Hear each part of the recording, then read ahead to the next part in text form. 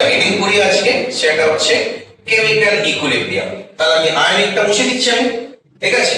তাহলে আমাদের আজকে পড়ার বিষয়বস্তু যেটা, সেটা হচ্ছে কি এখানে, সেটা হচ্ছে যে কেমিক্যাল ইকুইলিব্রিয়াম। দেখ, কেমিক্যাল ইকুইলিব্রিয়াম বলার আগে, আমরা চ্যাপ্টার শুরু করার আগে কিছু কিছু জিনিস তোমরা জানো, তাও আমি একবার রিপিট করে যাচ্ছি একবার।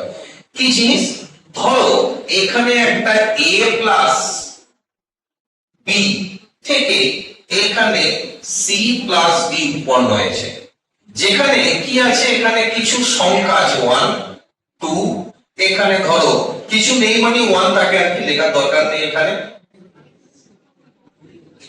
আচ্ছা, এখানে ধরো 3 আছে, এখানে কিছু নেই, ঠিক আছে? তাহলে এখানে যদি যাও, আমি দেখাই এখানে, সেটা হচ্ছে এই যে A আর B, এই দুটোকে বলা হয় কি এখানে রিঅ্যাক্ট্যান্ট, যাকে বাংলায় আমরা কি বলি, বিক্রিয়ক পদার্থ।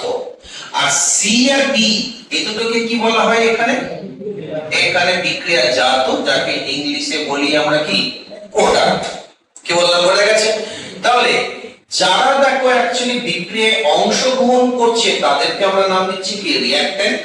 আর যারা উৎপন্ন হচ্ছে, তাদেরকে আমরা, কিছু নেই মানে কি আছে গো, এখানে কিছু নেই মানে এখানে কি আছে, 1, এখানে দেখো কি আছে 2, এখানে 3, এখানে কিছু নেই মানে আবার কি আছে, 1।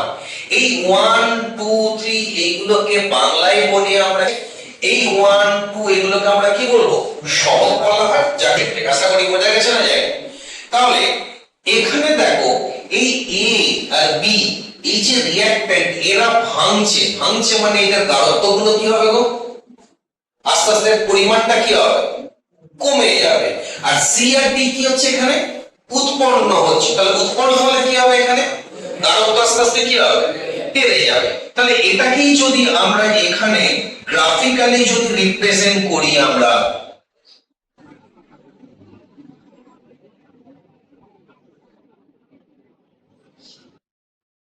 এটাকে যদি আমরা গ্রাফিক্যালি যদি রিপ্রেজেন্ট করি,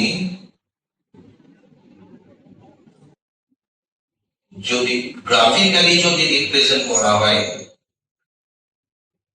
তাহলে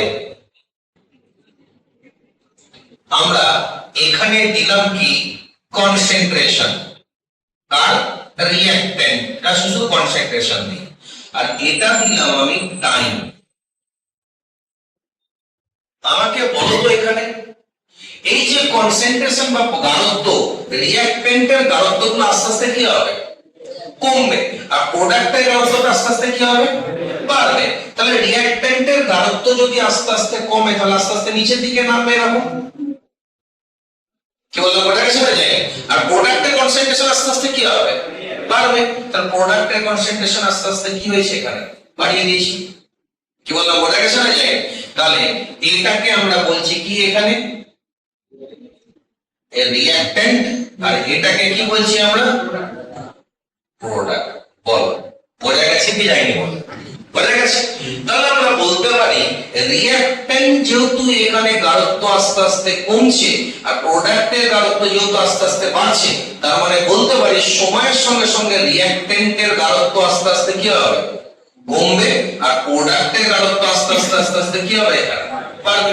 তাহলে একটু লিখে রাখো, তারপরে আসছি।